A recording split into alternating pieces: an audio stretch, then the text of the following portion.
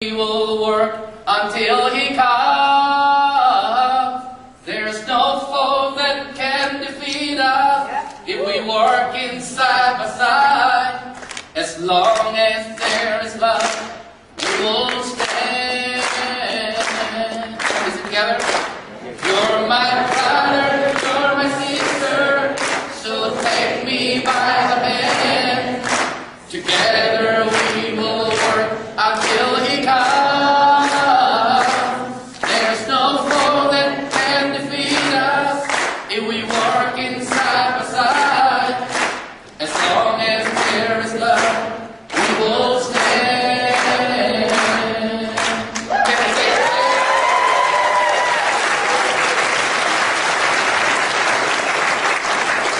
I was born and raised in a country called Burma, now it's called Myanmar. In Burma is one of the poorest countries of the world, the top 10 poorest countries. And I was born in the poorest state of Burma. And I was born in the poorest village of the poorest state of Myanmar. I have nothing to be boasting about in my humanness. Even today, the village I was born do not have a running water, no electricity, even now. But even before I knew I was born, the surfing, he knew. At my worst, he found me. I was born with asthma, very serious asthma. I couldn't breathe. Other boys and girls were playing around the house in the evening hours, about 5, 6 p.m. I couldn't run even from here to there. My life was filled with tears of loneliness at the age of 13.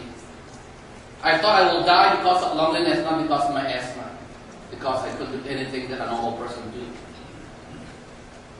So I thought, if this is what I have to live for, why was I born into this world? I thought to myself, I'll never be a normal person. At the age of 13, I asked my mother, Mommy, do you know anyone who died because of loneliness? My life was filled with tears of loneliness as a young boy. And my words he found me. At the age of 15, I heard the good news of the gospel, that all are sinners bound to hell, but Jesus died for sinners. That only nothing but the blood of Jesus Christ can wash all our sins if we believe in Him. I accepted that good news and invited Jesus to come into my heart. At the age of 17, I was baptized in the Holy Spirit. At the age of 19, God called me to full-time ministry. Through Jeremiah chapter 1, verses 4 and 5 that says, Before I formed you in the womb, I knew you. I set you apart, and I have appointed you to be a prophet to the nations. Nations? You have to remember, I never saw even a bicycle until I was 8 years old. Not even a bicycle. I never saw any vehicle until I was 12 years old. Now called to the nations. It doesn't make sense. It's not logical. But God is beyond. He's a supernatural God. He's beyond human logic. Amen. He's beyond psychology or philosophy or even science. In a moment we talk about creation a little bit. Even the task of scientists today around the world, they are in no way in the business of creation. They are in the business of discovering things God has created. Amen. And putting created things together and make something new. There are many things that God can, human beings can do, but more things that we have no control over. If I have the ability to make myself look more handsome, I would like to do a little bit more. I am powerless. Some of you would like to get this longer face or whatever to change. Can you do that? How powerless we are? The country I was born is called Myanmar, and the tribe that I belong to, I was born into, is called the Zomi, Z-O-M-I. There is no Christian whatsoever in my tribe until one American missionary came 100 years ago exactly. So he came and learned our language because we did not have a written language yet. So he invented a written language in my youth dialect, from my dialect, and translated the whole Bible in my language. He was died and buried in my land. His widow and children have never been married. That's why I'm here today. Just last November, we celebrated 100 years of Christianity for the Zomi people in Burma. I was one of the keynote speakers. We had 20,000 people gathering every night for 4 days. And I preached. I gave altar call for salvation. 400 people came for salvation. Right now, 95% are Christians among the Zomi. Come on!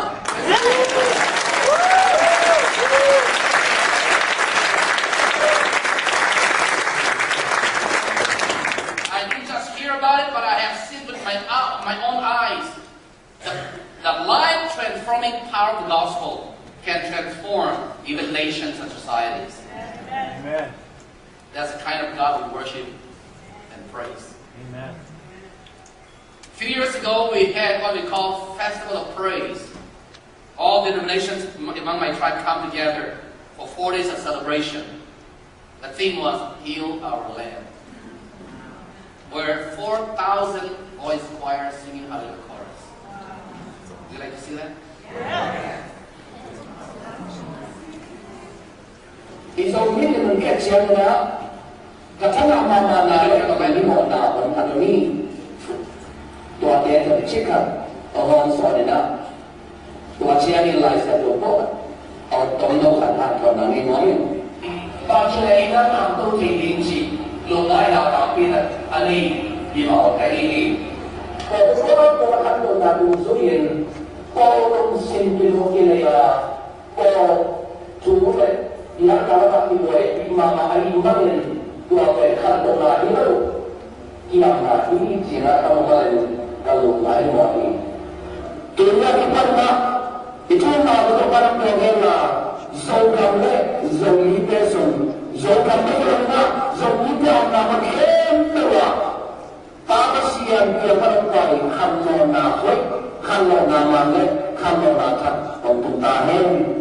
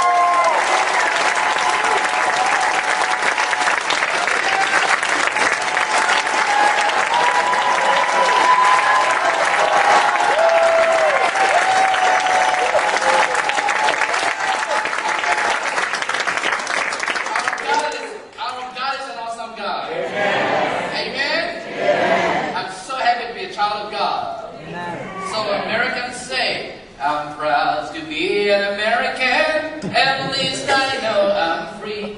So I rephrase it and say, I'm proud to be a child of God, at least I know I'm free.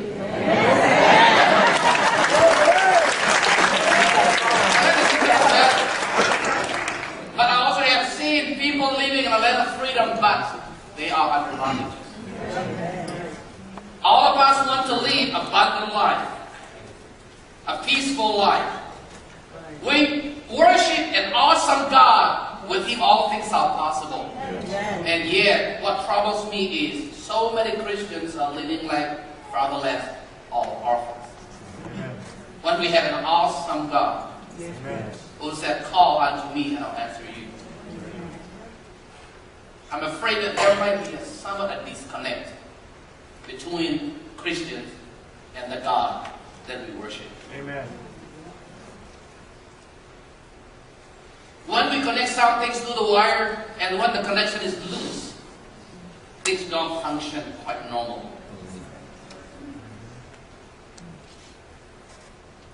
So my concern for myself and Christians around the world for some years is, when I look at my own life and the life of many Christians, most of us don't think like Christians, don't talk like Christians, and don't act like Christians. What we claim we are and who we really are seems to be contradicting. By the way, friends, I was teaching at Oral Roberts University as a professor for a few years, in the master's degree and the doctoral level. And Dr. Frank Damasio, the head of MFI, was my doctoral student. He's pastoring a church of about 5,000-6,000 members. And he took a course with me on church growth. From a jungle boy. God has a sense of humor. And I enjoy teaching, sitting behind a desk and talking about theories and all different things. But I'm a practitioner. I was so restless just being in the class. So I left the teaching 3 years ago and started a ministry called Global Outreach and Community Development. It's a mission organization, interdenominational, but spirit-filled. I'm the head of that organization and traveling now as a missionary. So I'm inviting you, or asking you, or praying for you that you will make me your missionary. In fact, in 2 weeks, I will be in that very place that you saw people singing in Burma. I'm leaving 10 days from now to go to that place and we have a gathering of about 15,000 people. I'll be speaking at a graduation ceremony at Bible college right there, about less than a mile from that very ground. Wow.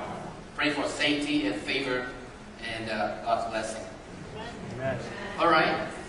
When I said God will bless you, all said amen. If I said, can I be your missionary? I saw only one amen. Human nature. If you receive, if someone will give you $100, it's a little. No, a little. But if you have to give $100 to someone else, it's a big money. Why is that? Why is that? Come on, tell me. The same amount. Man, all of us want to have an abundant life, a victorious Christian life, but we are not there. I don't know why. Is God too stingy? When we pray, are we praying like beggars to God? When we pray, are we talking to God like as we have to twist the unwilling arm of God? That's us. Pastor Jason, you have 2 little girls, right? How old is the older one? 8. What is this? How old is the second? 5. Okay, 5. What's her name? Francesca. Wow. I can say it again, Francesca. Okay. Let's say you are a multi-millionaire.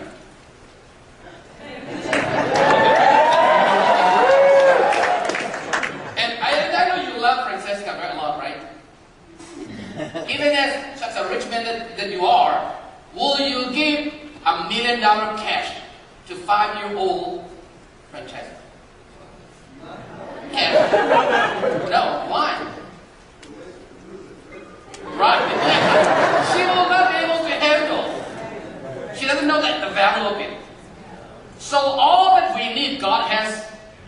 need.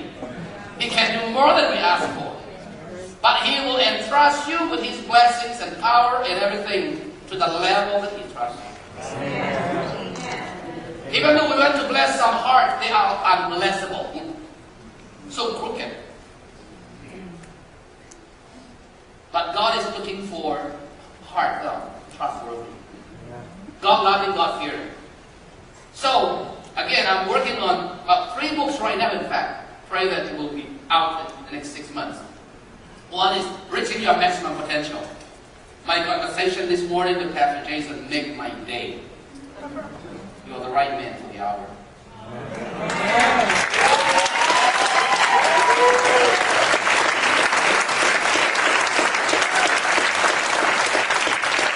I'm not saying he's a perfect man. Don't get me wrong, I'm not saying he's a perfect man. But he has the right heart. Amen. I know how to ask right questions. I'm a church consultant in many, many settings. I'm thrilled to see this man. He said, what is your heart? Where's your heart, Pastor Jason? I asked him.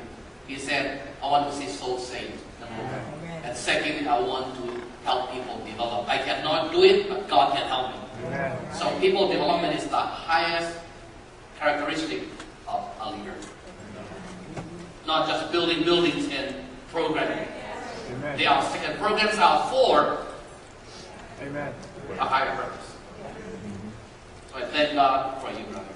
Amen. Only 3 of you?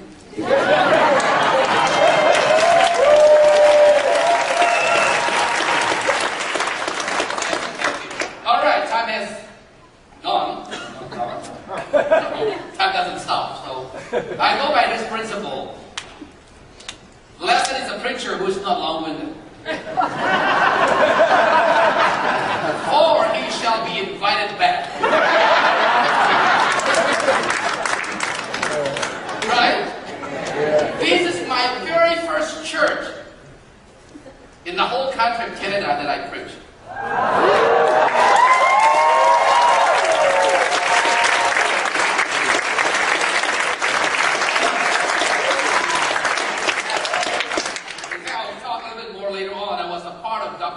Church in Korea for 2 years as a Bible study leader for English speaking group between 87 and 89. When I was with them, they had only 500,000 members. Only. And I have been quite a few places, but in Canada will be like this. I want to live in Canada. Amen. But I look back, but I have been trying to see if I can convince Pastor Bob, if you will accept members from another country. I want to join this team. Amen. All right. One book is Reaching Your Maximum Potential. Most Christians don't. We are satisfied with just getting by. If we can get by, we just settle with that, and even though God has much more, we don't pursue with God's help.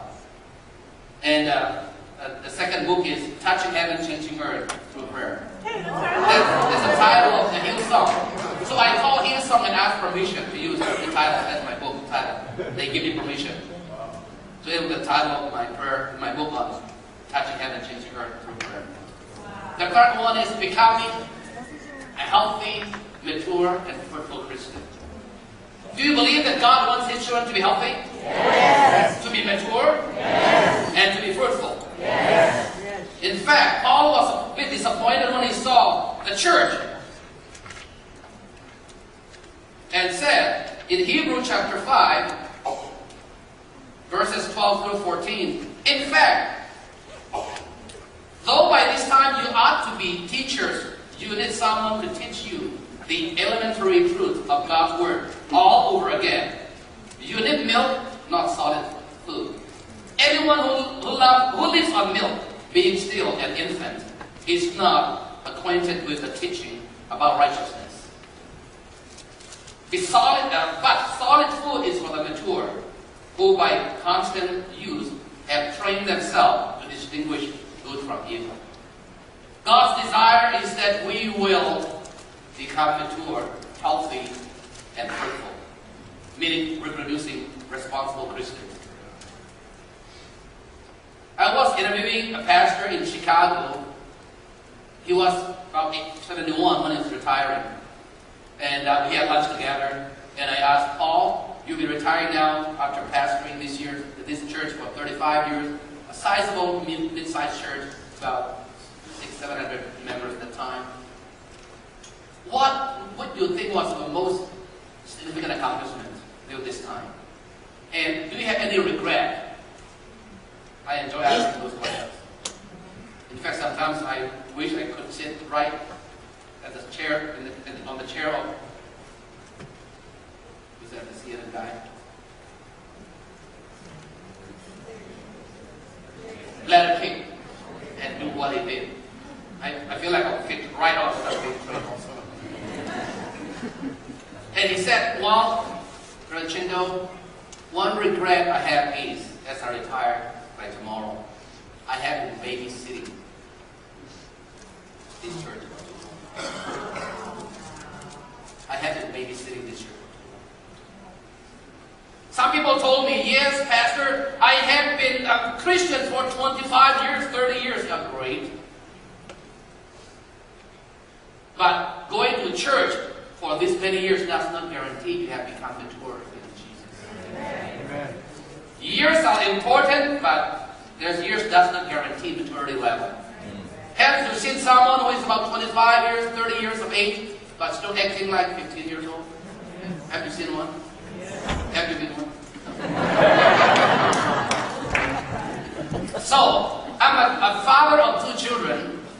My wife and I have been blessed by the Lord with 2 children. Our daughter is second year in university, worship leader in American church that we are a member of, 600 members, solid church as well. Not as good as this one though. Solid church. And she loves the Lord. She's the president of a student ministry organization on campus and very involved. And our son Joshua is 10 right now. So while they were in high school, when I'm home, I always make sure I take my kids to school every morning at 7 o'clock. Not even one day go by without me saying a prayer for them while I'm driving in the car. Not one in many years. As I drive from home to school, I say a prayer, opening my eyes. Heavenly Father, I commit the lives of my daughter Mary and my son Josh into your hands. Protect them from all evil. Help them learn everything they need to learn from classes. And make them to be a blessing today. I commit them into your hands in Jesus' name. That's all I pray. I never drop them off from my car without saying a prayer, at least that way. My wish as a father is that my 2 children will be physically healthy, mentally healthy, spiritually healthy.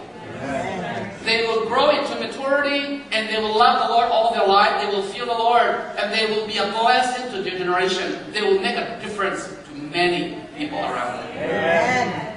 All my desires for my children, good. If I have good intention and good desire that much as a sinful human person, how much more our Heavenly Daddy in heaven, who died, who sent His Son to die for us on the cross of Calvary, will wish that in our life His kingdom will come, His will be done. And yet many of us are living too far less than God's will. Have we been deceived by the enemy? What is holding us back? With that, becoming a healthy, mature, and fruitful Christian. I want us to look at a few steps here. Let's read one scripture from Colossians chapter 1, verse 16. Colossians 1, 16. If you don't mind, would you all please repeat after me? Colossians chapter 1, 16. How many of you brought a Bible as a book or in electronic form? Can I see your hand? Wow. Another proof of a good church. Did you just say, I know you brought it, but do you read it? Okay, good. All right. Good, very good. Let me read from NIV. For, hey, I think Living Hope can do better than that. For by Him, all things were created. Things in heaven and on earth. Visible and invisible. Whether thrones or powers, or rulers or authorities. All things were created by Him. And for Him. One more time. All things were created by Him. And for Him. Therefore, God has created so many things, visible and invisible, powers and thrones, and everything that has been created was created by God Himself. There's only one Creator. It didn't just appear some time ago from nowhere. There's a Creator. Yes. And a Sustainer. Yes. The Redeemer. Amen. God wanders beyond the galaxies. He created everything, and yet He did not create anything else in His own image, but you and me. He created so many things, but He did not die for trees or mountains or animals, but He died for you. That means God values you. Amen. So God created human beings in His own image. For what purpose? Let's believe whatever we want. All things were created by Him and for Him, meaning you are created to live for Him. Amen. And yet, many people do not live for God. Some refuse to believe in Jesus. Some have never heard the gospel. That's why you and I are called to go into all the world and preach the gospel. All things were created by Him and for Him. So from the very beginning, God has created you and me to live for Him. Amen. Step one, foundation. Secondly, those who were created by God, He calls us unto Himself. So, would you please repeat after me? Matthew 4:19 and 20. Matthew 4:19 and 20. Come. Follow me. Jesus said. And I will make you fishers of men. At once, they left the net and followed Him. 3 steps. Come. Come just as you are. Then follow me all the way. And I will make you. I will change you. I will transform you. And then I will use you. Amen. Let's look at that process quickly. Input, process, product, right? Input, process, product, or output. I need 2 good volunteers. Not just volunteers, but good volunteers. Okay? 2 young men. Volunteering. Come on, 2. Alright, good. Come. One day Jesus was walking on the seashore of Galilee, and He saw Peter and Andrew fishing. They're right there. Who will be Peter? Okay. Alright. You will deny Jesus 3 times, right? Okay, alright. But God restoring back. With the power of Pentecost. He became a powerful preacher. Amen. And you'll be the Andrew. Alright. You look like it. I've never seen Andrew, but you look like it. Jesus saw Peter and Andrew fishing. Enjoy life. Just basis of life. They enjoy life. These are ordinary people. Unlearned people. All they know is to identify where to fish and how to catch. And he said, if I put my hands on these ordinary people, they will do extraordinary things. Amen. But there are steps, process that I want to take them through. So He saw potential in them, so He called Peter and Andrew, come. They come. Stay right there. Come just as you are. Step one. God is calling all sinners to come to Jesus.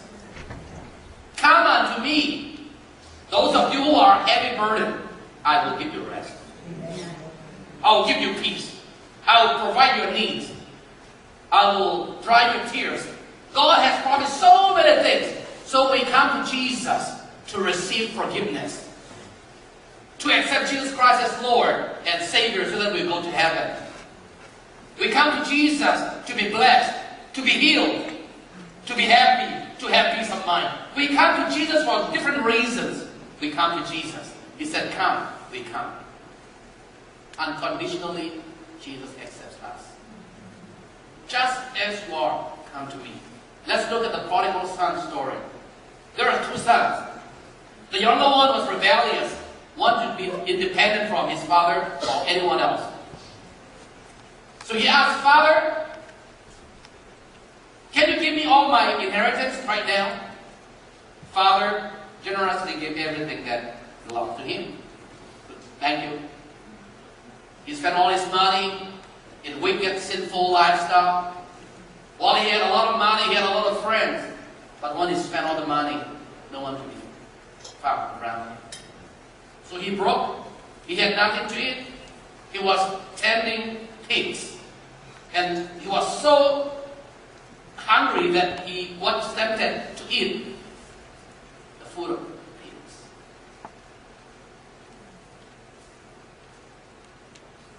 So he hit the end of the road. The dead end of the road. So finally he came to his senses and said, well, I have sinned against God and my father. But I would like to ask my father, I will never be accepted again as a son. I know that's a done deal. But if my father will accept me as one of his servants.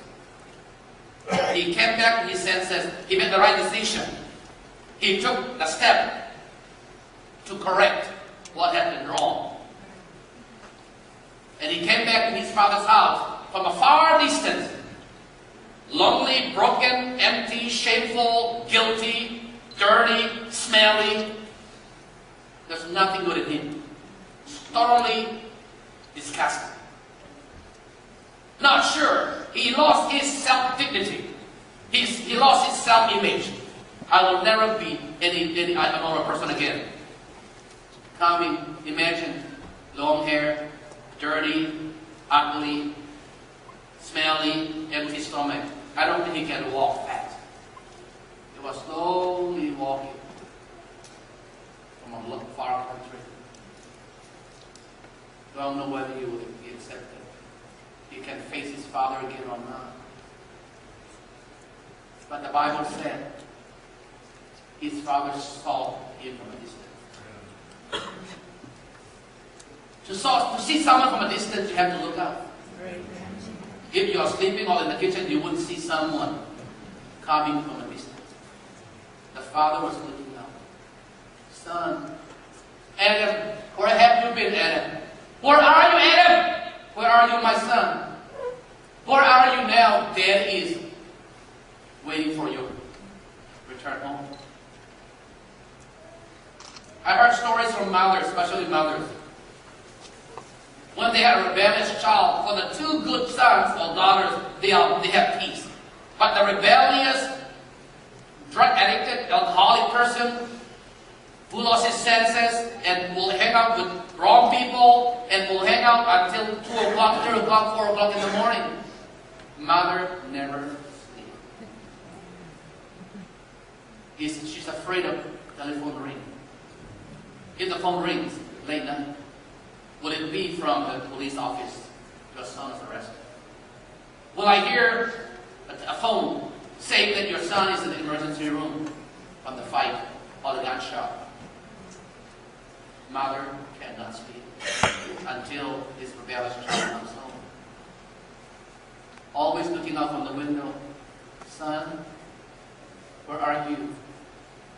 Your mother is broken-hearted right now. When will you be changed, my son? I'm praying sitting for you. In the same way, our Heavenly Daddy is looking out for sinners to come home. In fact, right now, if Jesus will come to the city of Hamilton, he will not look for the richest man, the most famous person. He will be asking, where are the widows and the orphans? The broken hearts and broken hearts. These are the people I came for. That's the kind of Jesus that we follow. Amen? Amen. So the father saw the prodigal son coming home from a far distance, who could not even walk. What did the Bible say? The father, let me see if he has repented. If he can answer my questions correctly, and if he's really changed, maybe I might consider as my sermon. Is that his attitude? The Bible said, the father was filled with compassion. When you suffer, our Heavenly Father is filled with compassion. Amen. He saw your tears. He heard your cry. Amen. You have been on His mind. If you are the only one, He will come all the way from heaven. He will still come for you. Amen. Fear not, my child. I have seen your tears. I have heard your cry. I'm here for you. When no one else around you anymore, Jesus will still be there. Amen. The Bible says the father ran, literally ran toward the son and gave him a big hug, accepting him just as he was. No condition attached. So Jesus said, come just as you are.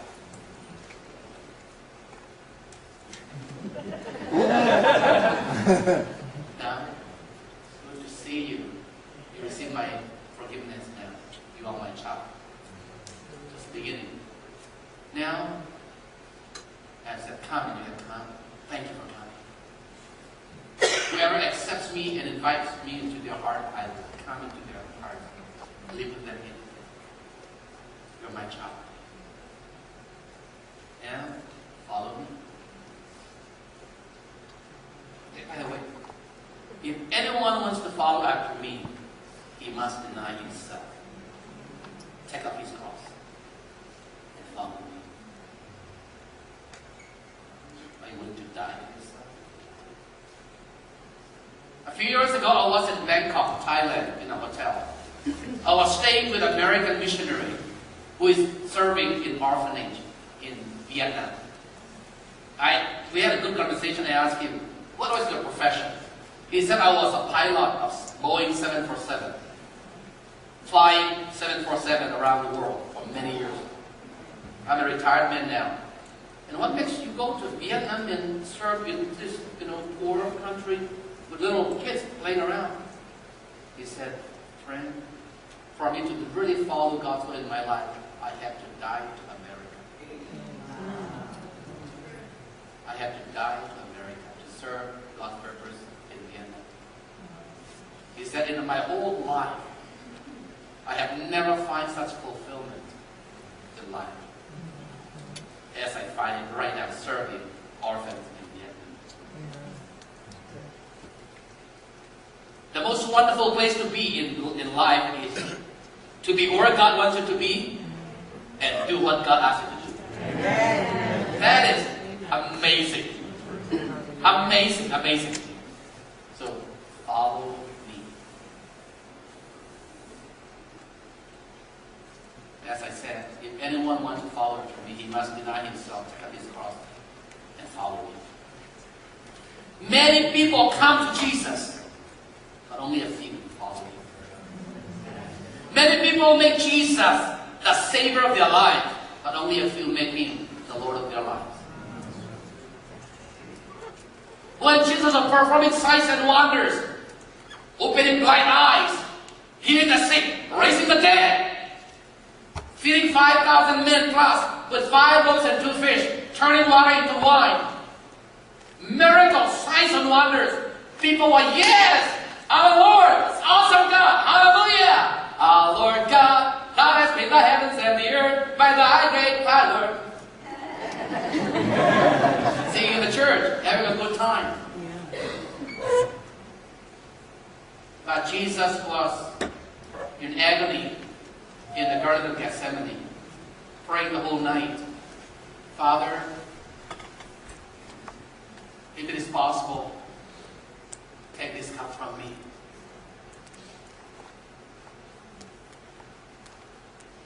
But not as I will, but your will. He was spending time with his heavenly Daddy in agony. He came back from the Garden of Gethsemane and saw his disciples sleeping.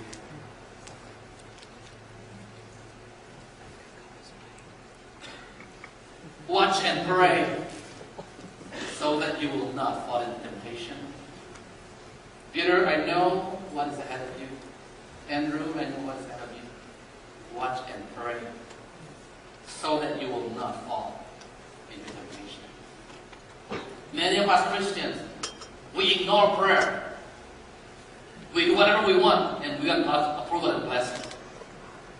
When we messed up, when we have been tempted and fallen into temptation, sin, brokenness, bleeding, Lord help me. But Jesus said, watch and pray so that you will not fall into temptation.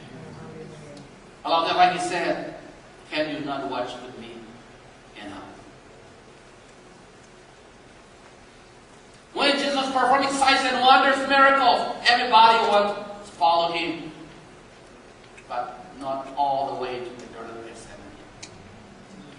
Peter said, if anyone has forsaken you, I will never forsake you, Lord. I will follow you. I'll be faithful until the end. I will give my life for you. So soldiers came to arrest Jesus. So what did Peter do? Pick up a knife, chop his ear off.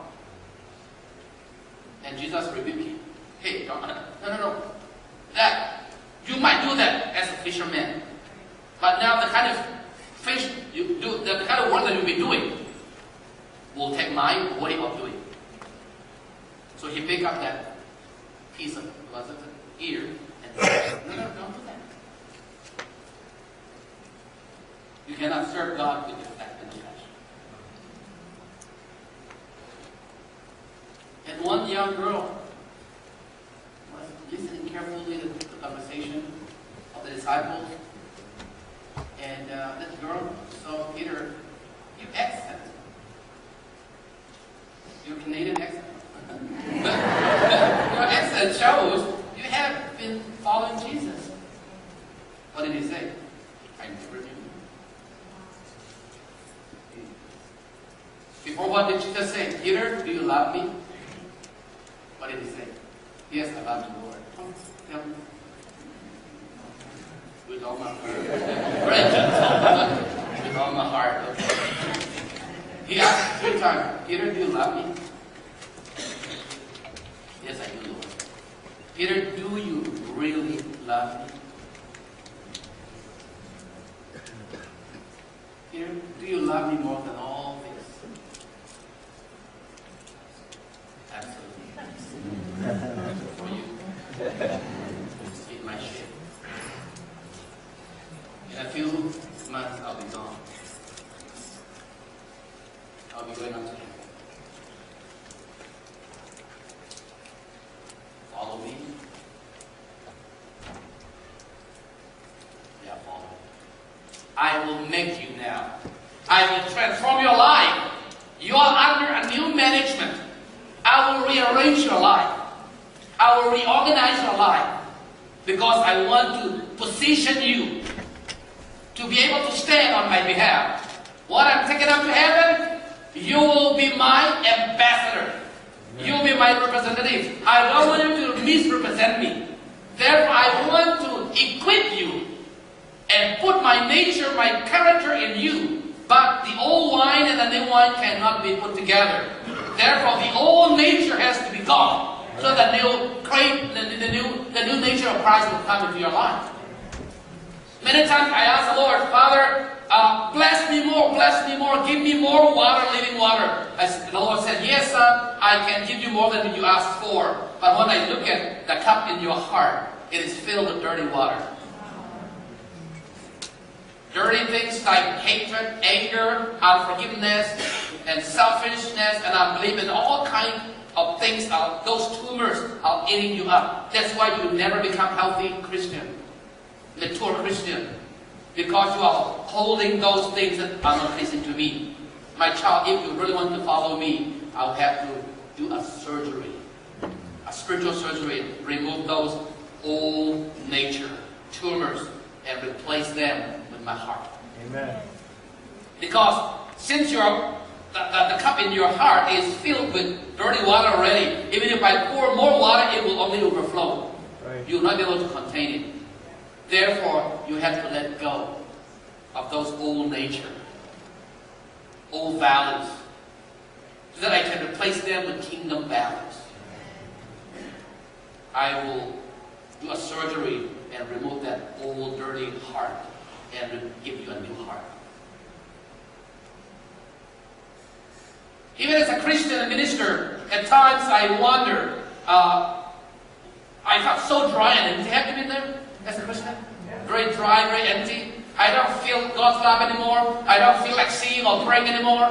I feel so empty. And I'll be asking God, Lord, I feel empty. I don't feel like singing. I don't feel like praying anymore. Lord, I don't feel your love anymore. Where have you been, Lord? Why did you leave me alone? I'm empty. I'm lonely. Help me, Lord. Where have you been? The Lord answered back to me and said, son, I have been where I have been forever. Where have you been? And I said, Lord, I have been coming to the church. He said, yes, I saw your body in the pew. But your heart is too far from me. For those moments I thought God had abandoned me, it was not God who had abandoned me. It was I who turned my back on God. Amen. And pursued my worldly dreams. As I said, I was in Korea, being a part of church ministry, and in fact, 500,000, 500,000 members of the church. One thing they all do as believers was every believer so committed to lift up their pastor to the throne of God every single day. Amen. No one will go to bed without interceding and praying for their pastor. Amen. If 500,000 people will pray for you and lift you up before the throne of God, the devil is paralyzed. Right. Amen. And one thing that I shared with Pastor Bob also, Pastor Cho was able, with God's help, instill in the mind and the heart of every believer that whatever you do in life is doing unto the Lord. Even if you are sweeping the floor, oh, I'm doing this as unto the Lord. Serving the Lord in a small way, no, nothing is too insignificant. What a privilege that I can do something for my Lord. It doesn't have to be from the pulpit. Those of us on the pulpit, we have all the credit already because people clap hands and we feel good. No more reward waiting for us. But those of you doing things in the secret, when no human eyes is looking at you, the big eye is watching you. Amen? So everybody was excited, even if you will be a deacon, in fact, in their church. Whether you are a university president or a bank manager, doesn't matter. Your status in society, you will be a servant of God. Period. No class distinction there. If you want to be a deacon, then you have to go through the same process. And tons of people coming up to the church, coming to the church. The traffic is, huge. This bank manager, city bank manager, president of a huge university of 15,000 university students, he will be standing at the traffic light with a yellow color waving traffic control. Now you can go. He felt so honored. I'm doing this as unto the Lord. Amen? Amen. So I was praying a lot. During that time, I prayed at least 3 hours on my knees. Every day, 3 hours on my knees. I would go to the prayer mountain from time to time. When I was about to finish my master's degree in a theological school, it was in 89. Well, okay. I was finishing my school, so I thought I want to go around the world and I want to be powerful, like, the anointed preachers. I want to be powerful. So I will go to prayer mountain and pray, fast and pray for 3 days. The decision, I go to prayer mountain. I pray day and night for 3 whole days. shouting at God, Lord, give me more power, give me more anointing, so that I can do more for your kingdom. Is it good to do more for God's kingdom? To have more power? Amen. I can do more things for you, Lord, unless you give me power, you give me anointing, you give me favor. Lord, give me more power, give me more anointing. Do this and that. I thought God would come and say, boom, here's yours. He didn't do quite that way. He didn't respond to me at all. 3 days passed, I was so hungry. I was so angry also at God. I even quoted God's words. Lord, you said, call on me, I'll answer you. I'm calling. You don't answer, what happened? I don't keeping your promises. Coming home, very disappointed with a big box. Why is it, Lord? I'm reflecting back. The Lord said, yes, I want to empower you more than you can ask. But your heart is not ready. With your current condition of the heart, if I give you more power, you will abuse my power. You will misuse my power. And along with that, God dropped a song in my heart. More love to thee, O God, more love to thee. That's what you did, son. Not more power. But love the Lord your God with all your heart, with all your mind, with all your strength. The greatest commandment. First things first. I was weeping and crying like a baby in the box. People will look at me and think I'm crazy, or I just broke up with my someone. Seriously, I was crying. I'm in big time. I was so broken, Lord. I asked you for more power, but you gave me something. I will make you. I will remove things out of you, but replace them with my nature, so that you will represent me. That you will think like your Lord. You will speak like your Lord. You will behave like your Lord. And you will be empowered, and I will equip you, and then I will bless you. That's what he told Abraham. Abraham, I will bless you so that you will be a blessing to what? To the nations. God wants to bless us so that we will be a blessing to the nations. I have been blessed. Now I want to be a blessing. I have been blessed. Now I want to be a blessing. God created us to live for Him. God called us to receive Christ as Lord and Savior. And that God wants us to follow Him all the way, even to the Garden of Gethsemane, even to the cross. And then He will mold and make us, remove things that are not of Him, but replace them with the nature and the character of Christ, so that we will be ready for the task at hand.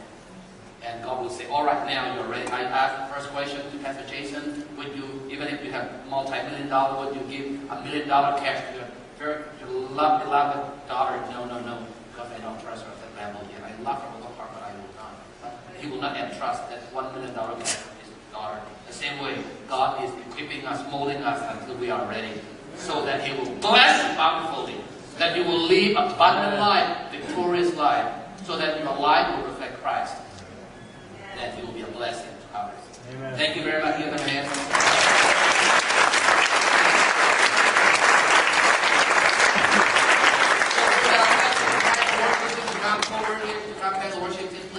Let's do a song, and I want us to respond to God. I want us to respond to God. Listen to me carefully, my friends. It is not what you hear that will make a difference, but how you respond. What you do with what you heard will determine the result. It's not hearing good words that will make a difference, but what you do with what you hear will determine the outcome. Amen. So when the Lord touched me on my way home on the bus, I said, Lord, I want more of you, Jesus.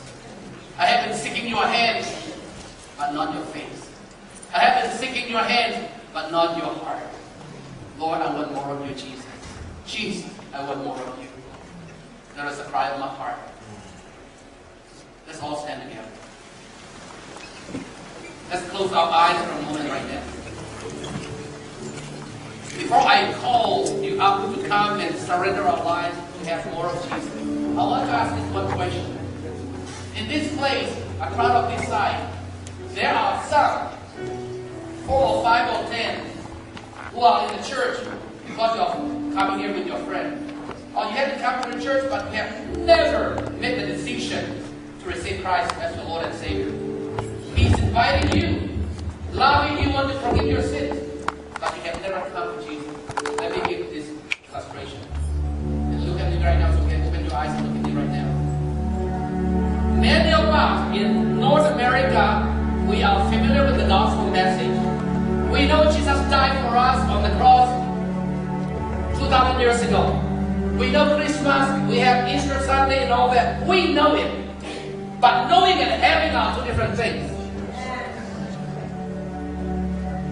God gave His Son Jesus to die for your sins on the cross. By believing in Jesus and what He has done on the cross of Calvary, through the shed blood of Jesus Christ, your sins can be forgiven. Knowing will not do any good. The Bible said, whoever has the Son has eternal life. Amen. The Son of God, Jesus Christ. Knowing is one thing, but to have it, you have to receive what has been given to you. Let me give you an example. I have $1 million check, for example. What's your name, sir? Darren. I gave $1 million check. Darren, you look very kind to me, you know. You're a good-looking man, and it's like, I was with your friend. I don't know what come to me, but just want to give you $1 million here. Even if I give him $1 million check, if he doesn't receive it, accept it, will it be his? The giver has given, but you have to receive to have it. God has given His Son Jesus Christ eternal life, a free gift, a gift. But you have to accept the gift to have it. If you have never accepted Jesus Christ in your heart and say, hey, Pastor Kham or Dr. Kham, I have been hearing the gospel, I'm familiar with the gospel message, but I have never made the decision when you demonstrate here, Jesus has come.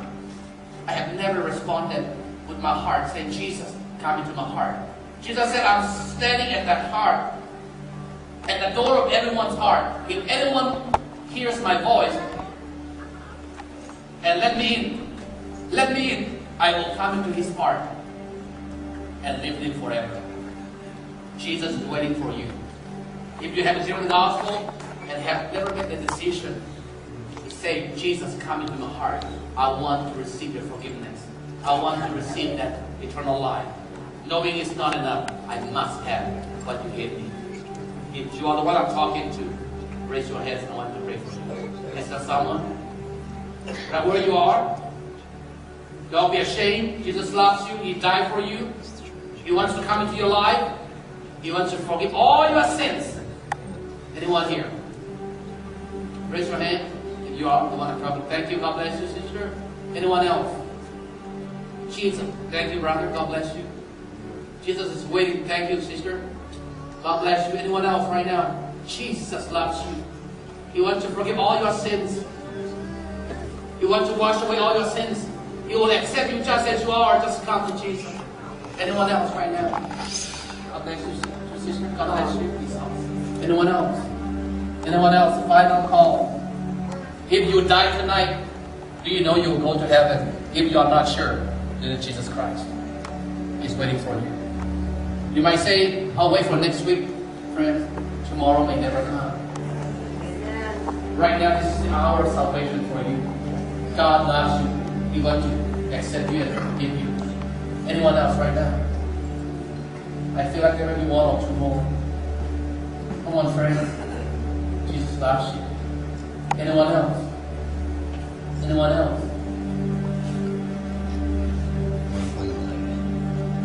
Okay, those of you who have raised your hands, 5, 6, or 7 of you, stay right where you are. The time is running right now. But all of you also, let's say this prayer as I pray. Make it as your rededication. Alright? All of you, but those of you who raise your hands the first time to accept Christ, make this prayer as your own personal prayer and commitment. Let's pray. Follow after me. Lord Jesus, I'm a sinner. Thank you for your forgiveness. Thank you for dying on the cross. Thank you, Lord, for your shed blood. Jesus, I need you. Come into my heart. Forgive all my sins. Cleanse me of all my unrighteousness. Jesus, I accept you and invite you to be the Lord and the Savior of my life. I commit my body, my soul, my spirit into your hands. Make me your child. Fill me with more of you. Use me whatever you want me to use. You want to use me. I commit my life to you. In Jesus' name. If I can just interrupt for a moment.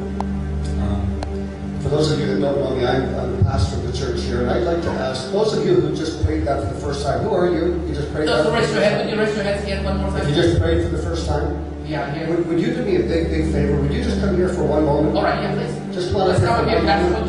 Friends, come to the back.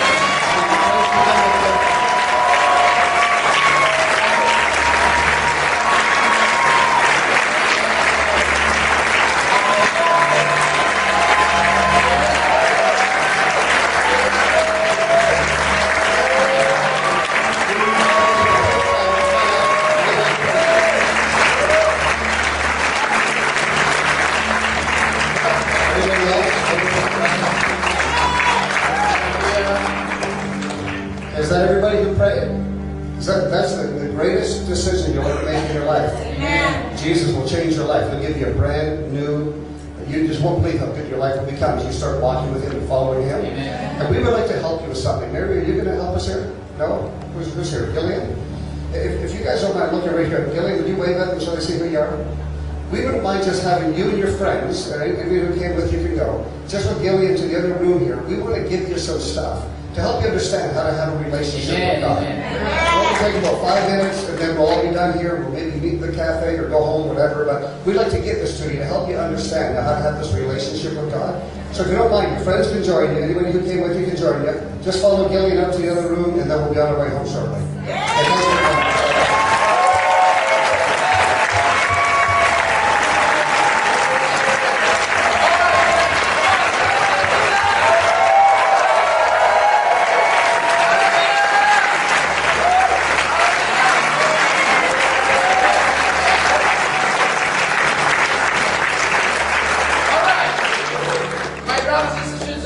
Believers, how many of you want to say, hey, Pastor or Brother Kham, I want more of Jesus in my life? How many of you are mature and fervent Christian? So I would like to surrender my life once more and say, Lord, I want more of you. Amen. Pride your heart. Come to the altar quickly. Let's sing to Jesus and say prayers. Come on, come to Jesus. Not for salvation, but a renewal, a recommitment now to have more of Jesus. Renew me, Lord. Refresh me, Lord. I need my invitation right now.